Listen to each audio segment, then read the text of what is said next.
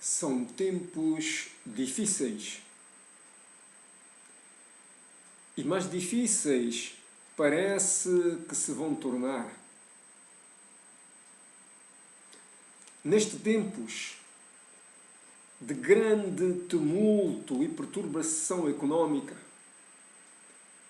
onde é que está a verdade que leva à paz, à prosperidade e ao bem-estar de culturas, civilizações, a todos os povos do mundo?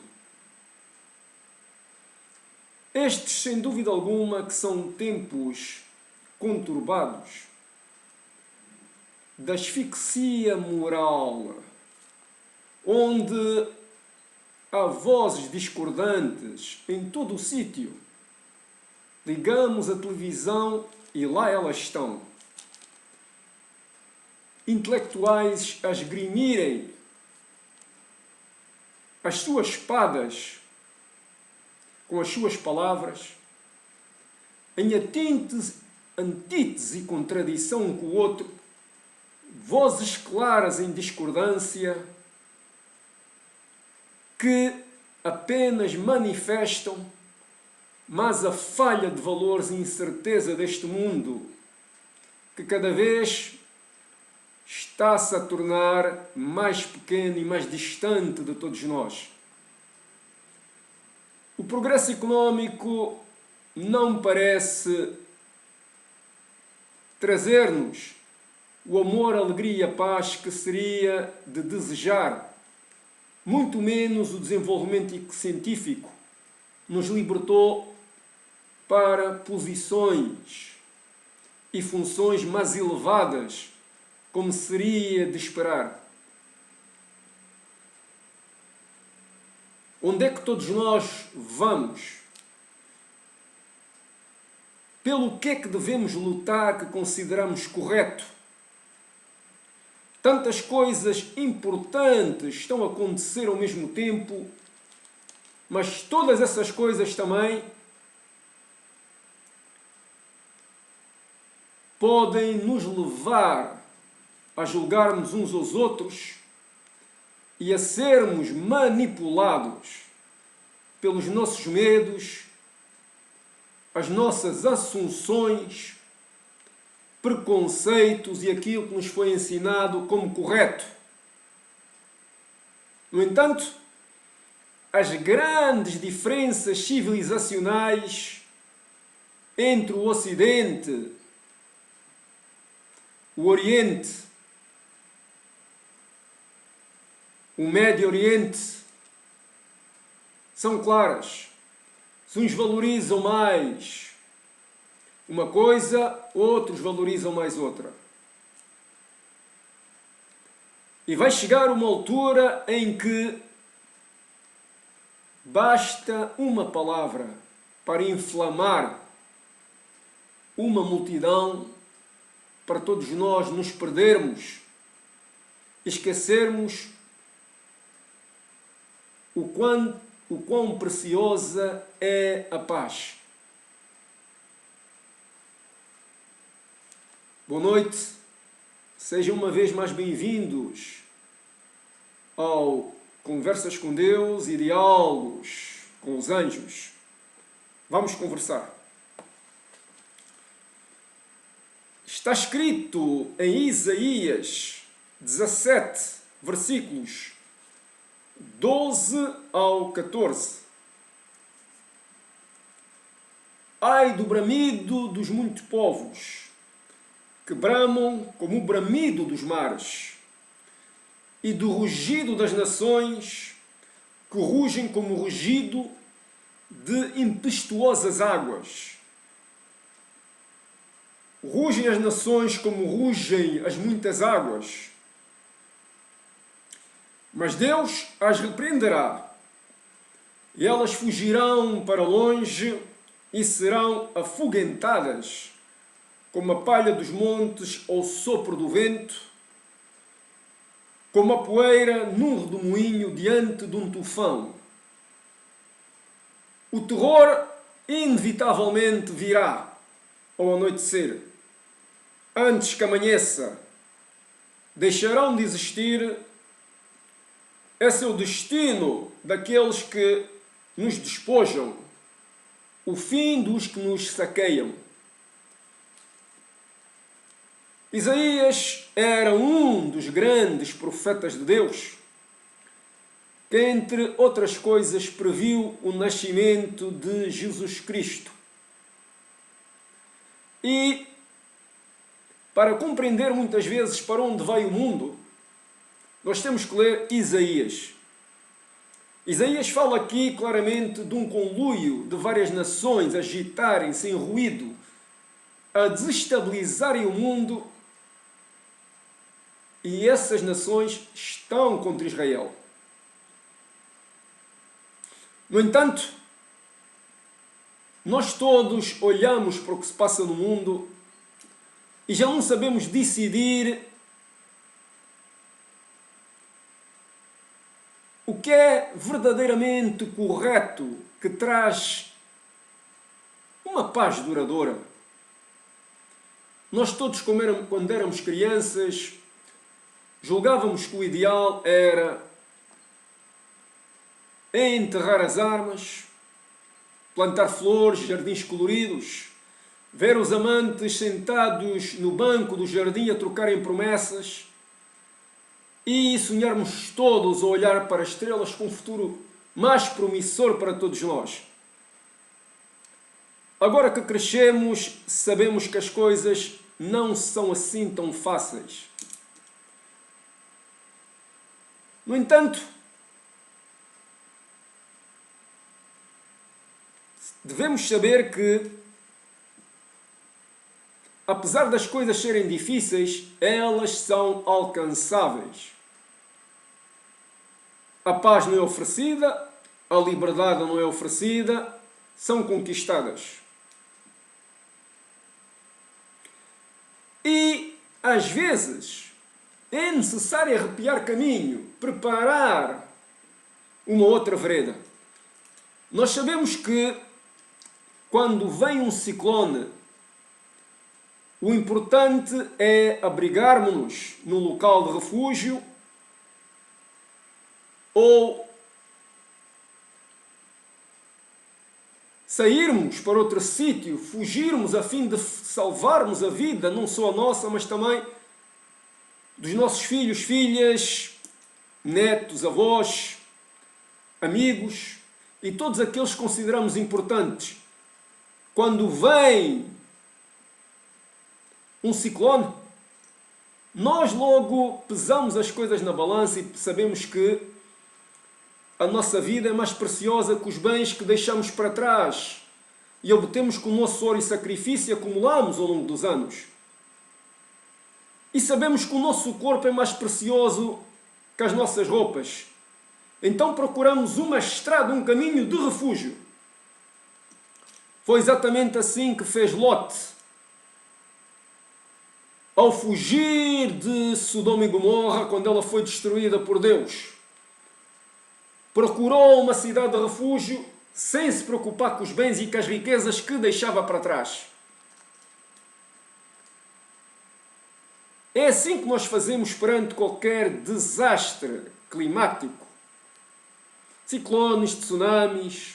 É como se fosse um sinal vermelho a dizer por ali não vamos passar, porque o vento que vem com 200 km horários vai destruir tudo.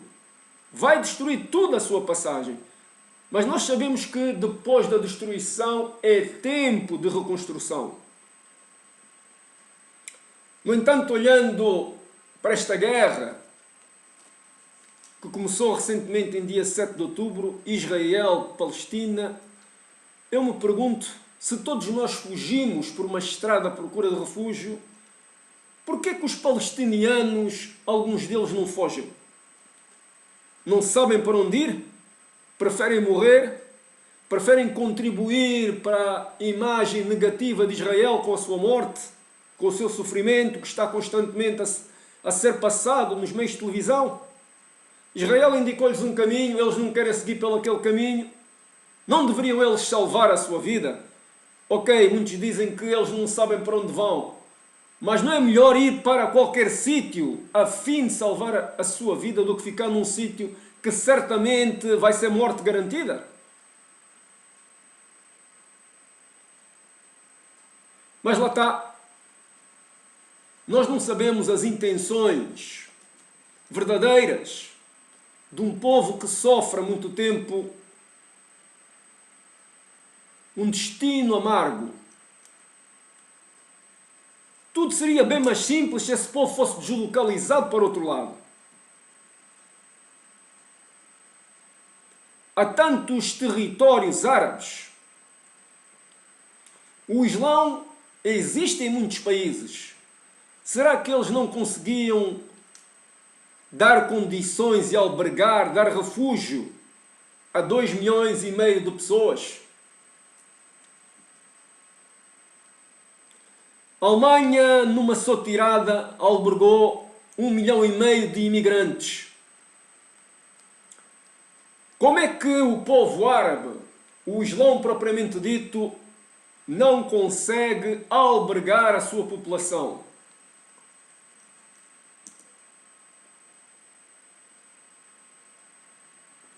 São essas questões que nos fazem ponderar.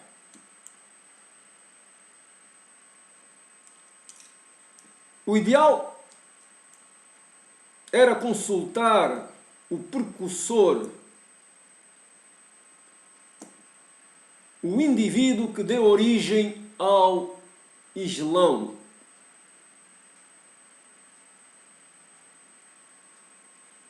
Maomé. O que é que Maomé faria para resolver este problema?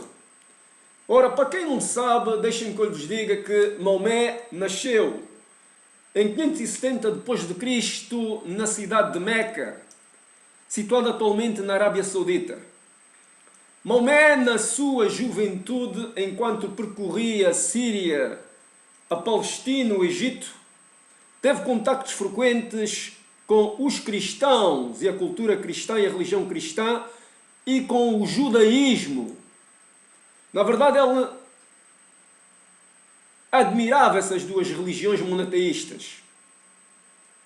E ele aprendeu tudo o que podia com essas duas religiões. Diz a história que Maomé depois começou a ter visões, a entrar em transe. E pensa-se que, diz a história também, que nessas visões o anjo Gabriel falou-lhe e disse que ele seria um novo profeta, o sucessor de Jesus Cristo. O novo profeta do Deus de Abraão. Reparem, o novo profeta do Deus de Abraão. Ele seria o novo Messias. Basicamente é isto.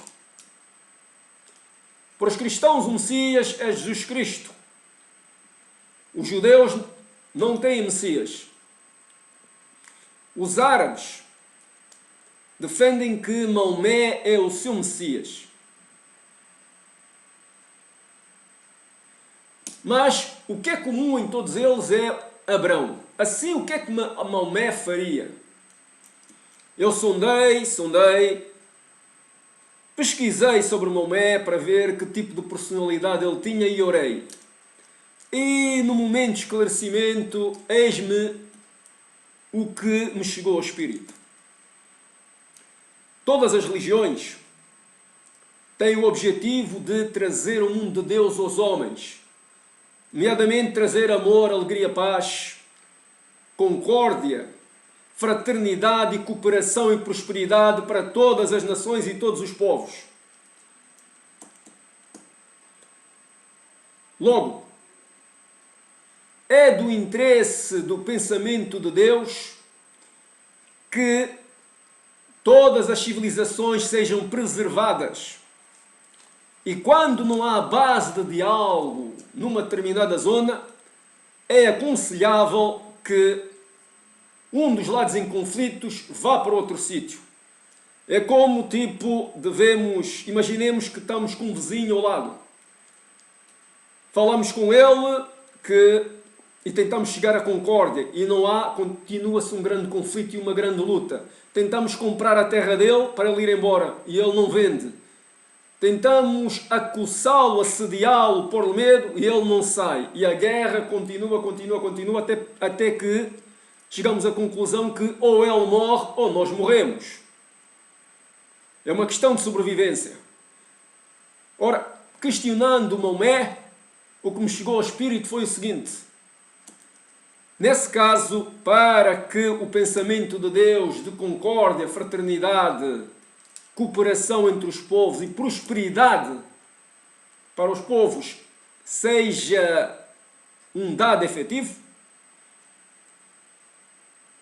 um dos lados deve deslocar para outro sítio e ser albergado pelo seu próprio povo, pela sua própria religião, quando há assim diferenças de religião. E nesse caso, nestes dois conflitos, a Palestina, os palestinianos, deviam procurar refúgio nos seus irmãos muçulmanos do Islão. Assim obtinha-se paz. E isto iria ser assim se o Hamas não tivesse cometido aquele miserável ataque, aquele ato traiçoeiro e criminoso, que as nações deviam se levantar em manifestação e o povo devia se levantar em manifestação contra aquele ato criminoso e não o fez,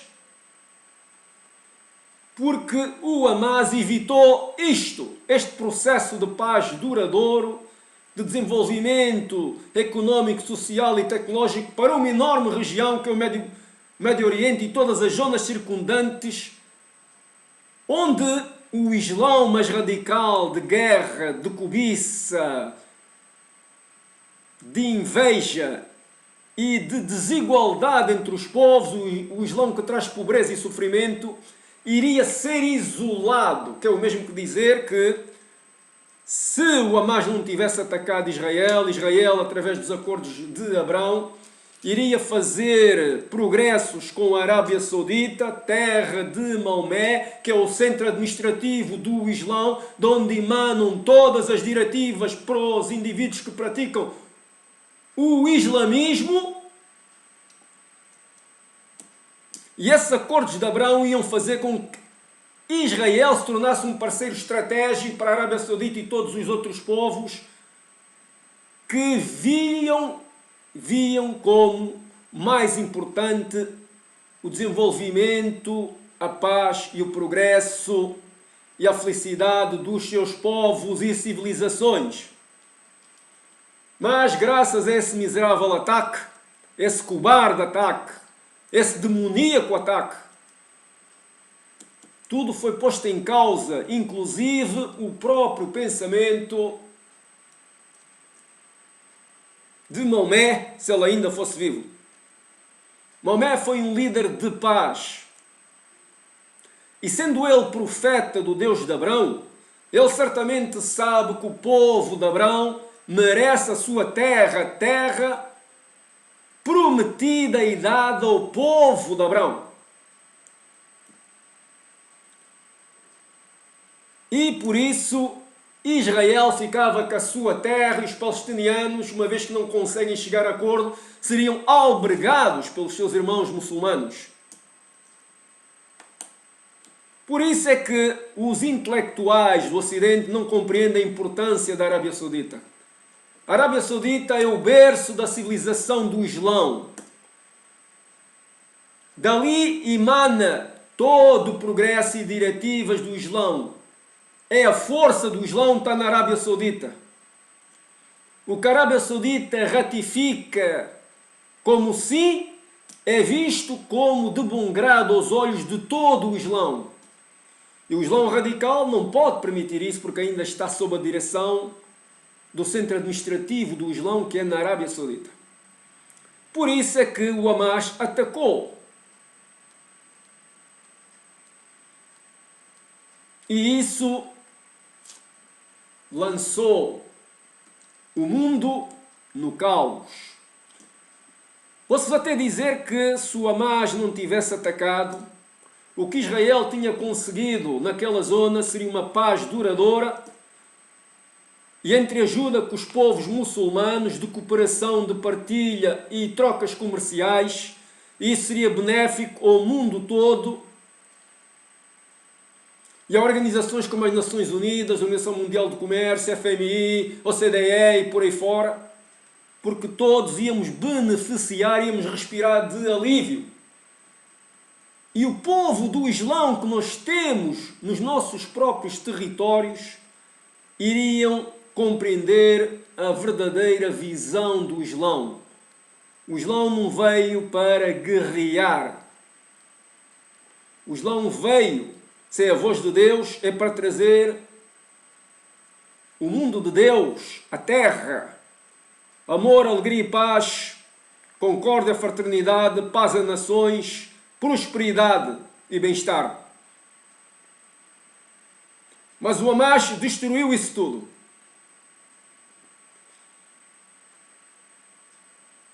O Líbano, o Afeganistão, o Irão seriam isolados. Essa visão radical do islamismo seria silenciada. A Irmandade Muçulmana era orientada por valores morais superiores. Mas agora aqui nos encontramos neste impasse. E Maomé está-se a lamentar no reino de Deus, porque o seu povo, que devia ser esclarecido, está a entrar mais numa vez de uma era negra. Uma hora negra, uma escuridão. E essa escuridão não vai trazer felicidade ao mundo, nem a eles.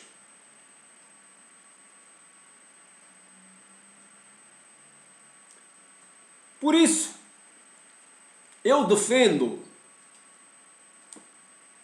e já agora vou-vos perguntar, o que é que faziam se uma serpente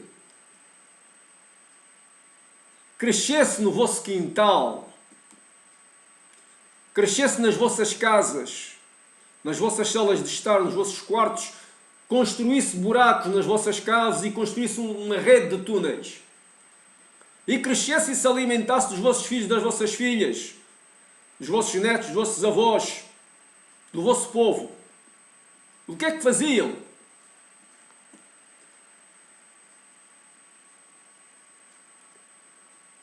Iriam vocês consentir que uma enorme serpente vivesse no vosso quintal? Não, iriam chamar provavelmente o caçador para maniatar a serpente e impedir que ela crie mais vítimas. Ora, o caçador neste cenário é Israel, o povo de Deus. Deve caçar a serpente que ameaça a paz e as futuras relações e trocas comerciais e prosperidade de toda essa zona, inclusive a própria paz mundial.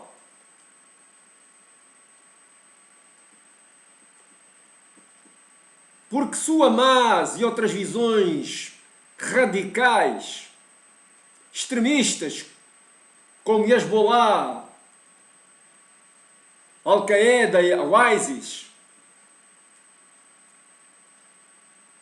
a intifada islâmica, não forem caladas e isoladas dentro do Islão, isso só pode ser feito pelo centro administrativo do Islão, pelo poder nuclear do Islão, que está na Arábia Saudita. Por isso é que os acordos de Abrão eram muito importantes. O mundo sempre vai temer uma sublevação do povo islão que já habita no seu território. E eles multiplicam-se muito. A razão de 1 para 8, uma mulher tem 8 filhos. E depois, se eles estiverem em grande número, bastará um intelectual, alguém que fale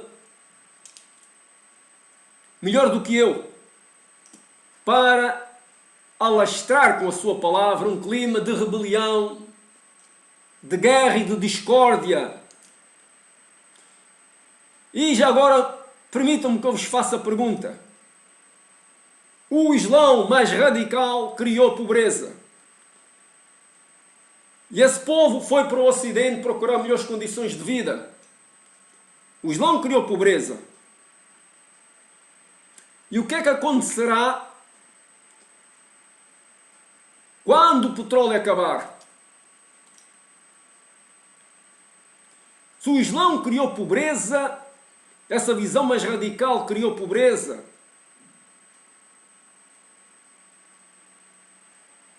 quando o petróleo acabar nos países ditos produtores do petróleo ligados ao Islão mais radical, quais são as diretivas que eles darão ao povo do Islão que está no mundo ocidental? Eles agora são um povo sem líderes. E o Islão é pacífico quando é bem dirigido, ou quando é dirigido por líderes tementes a Deus e que seguem as diretivas originais de Maomé. Mas se tiverem um líder radical, não se esqueçam que uma multidão é manipulada, a multidão não pensa, é dirigida conforme o sentimento de angústia, que é dirigido para um lado ou para o outro, consoante as palavras do orador.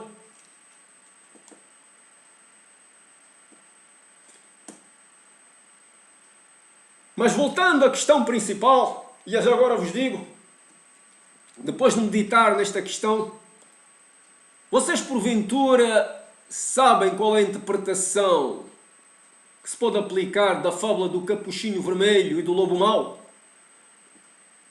Essa fábula ocidental que se conta a todas as crianças. É notório que o caçador aparece e mata o lobo mau e tira a vozinha, o capuchinho vermelho, da barriga do lobo mau. Esse efeito corretivo de repor a ordem, repor a bondade, orientar a história para um futuro mais promissor. É necessário o caçador. Onde o verme se esconder, onde a serpente se esconder, onde haver lobos, é necessário caçadores. São os caçadores que põem em xeque as serpentes, os lobos maus e as ratazanas que se escondem nos escombros de becos, vielas, de ruas, que criam túneis para se alimentarem e fazerem reféns às famílias indefesas. O povo agora se levanta, estas nações, este ruído do mundo, levanta-se contra o povo de Deus. Mas posso-vos garantir, se Maomé estivesse vivo, ele estaria ao favor de Israel. Iria calar, silenciar essas vozes discordantes. O Ocidente não sabe a importância da religião para o povo do Médio Oriente. Mas o Hamas sabe. O Irão sabe. A Intifada Islâmica sabe. O Hezbollah sabe. Por isso é que eles não queriam permitir que os acordos de Abrão fossem bem-sucedidos. Mas não se esqueçam, Maomé é o último profeta do Deus de Abrão. E o Deus de Abrão prometeu um território a Israel.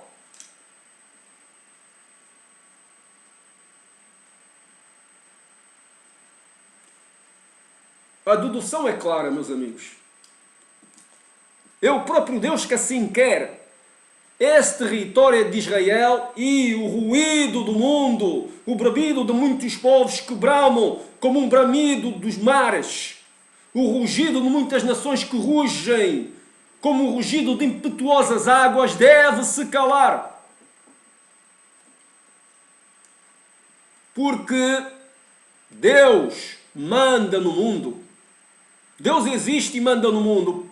O mundo ocidental ainda não compreendeu a importância de Deus no mundo. Mas vai perceber. Eu recentemente até me foi explicado o porquê da criação da religião do Islão. Senhor, acabei por ministrar aqui a tua vontade, o esclarecimento que me foi dado. Mais uma vez peço-te que cales as vozes desses intelectuais discordantes, Senhor, que atacam o teu povo. Peço-te que vás em auxílio do teu povo. Lembra-te que Abraão cumpriu tudo aquilo que quis e foi justificado pela sua fé, que foi contra a esperança. Não havia nenhuma razão para Abraão querer e ele conseguiu, estava disposto a sacrificar o seu filho. Gerou Isaac, o filho da promessa. Isaac gerou Jacó e Jacó os 12 patriarcas. A terra de Israel deve continuar, deve persistir, deve ser abençoada, protegida, Senhor. Ao lado estão serpentes que olham com inveja para os jardins coloridos de Israel. Cobiçam a sua terra, a sua prosperidade, porque eles não conseguiram fazer nada que Israel conseguiu fazer e almejam o fruto do trabalho do povo de Israel. Cobiçam aquilo que ele tem, como um homem que cobiça a noiva do outro homem. Senhor, mas tu guardas o povo e a identidade de Israel e os proteges. Senhor, neste momento peço-te que soltes o anjo que confundiu as línguas dos homens na Torre de Babel, para que confunda esses intelectuais, eles se calmem, sejam silenciados. Dá ordem às nações para que elas controlem os seus povos e não deixam que esses povos sejam manipulados, Senhor. Eu sou teu servo, vejo o que se passa no mundo, Senhor, e recentemente tu me fizeste ver então os 13 guerreiros, os 13 reis, os 13 príncipes. Eu contei-os, 13 em frente ao seu domicílio, vestidos imponentemente, prontos para a guerra, Senhor. Não deixes, pois, que eles sejam bem-sucedidos. E não deixes que eles sejam bem-sucedidos e levem a escuridão ao mundo. O bem deve ganhar, o bem deve se espalhar entre as nações, e entre as nações deve haver cooperação, prosperidade, alegria e paz. E, Senhor, os líderes incompetentes devem ser expulsos dos seus governos em qualquer país que eles estejam. Eu sugeria-te aquilo que eu sempre sugiro, Senhor. Que tu ceifes os maus, esses líderes incompetentes. Ceifes e eles não tenham descendência. Não é assim que tu dizes? Que os maus não terão descendência e são como palha que o vento dispersa, e não resistirão na Assembleia dos Justos, e em julgamento serão considerados culpados, e então a sua semente será extinta? Não foste tu também que disseste, Senhor, que iria juntar Israel, há tanto tempo que eu te quis juntar num só sítio, protegido, seguro, como uma galinha que ajunta os seus filhos debaixo das suas asas? Senhor, é a altura de tu ires ao encontro do povo de Israel e dás-lhe a vitória contra essas nações, contra esse ruído, contra esses líderes, mensageiros, arautos intelectuais, que eles se calem, sejam engolidos na sua língua e sejam confundidos pela sua própria razão, Senhor. Eu sou teu servo, Senhor. Eu sou teu servo da linhagem dos antigos.